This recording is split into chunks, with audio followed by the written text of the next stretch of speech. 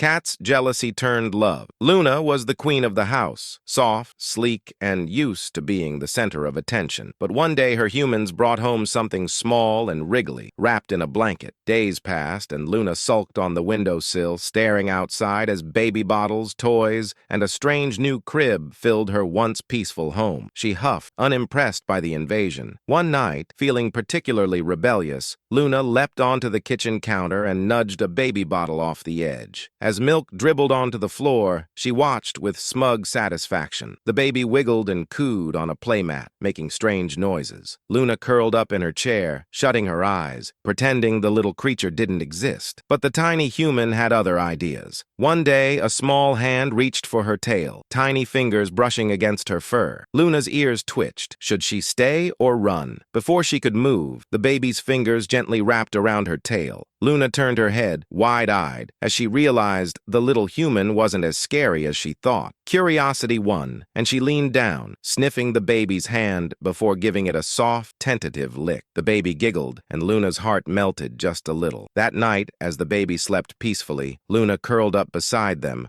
her tail draped over tiny feet. A warm, golden light filled the room, and for the first time, she felt protective. She started watching over bath time, perched on the counter with wide eyes, making sure the baby didn't disappear under the water. It was a strange but oddly fascinating ritual. Mealtimes became another bonding moment. Luna sat beside the high chair, waiting patiently for the inevitable moment when food would fall to the floor. When the baby took their first wobbly steps, Luna stood nearby, allowing the little hands to steady themselves on her back. She purred, sensing something important was happening. The years passed, and Luna found herself sitting beside the toddler as they pointed at picture books. She placed a paw on the pages, pretending to read along. One day, the little human hugged her, tiny arms wrapping around her fur. Luna tolerated it, her ears slightly pushed back but her eyes half closed, accepting the affection. Then, the hardest moment came. Her little human, now with a backpack, walked to the door for their first day of preschool. Luna sat by the door, meowing in protest. But when the child returned, they curled up on the floor together, just like old times. Luna rested her head on their lap, purring soft. They had become best friends forever.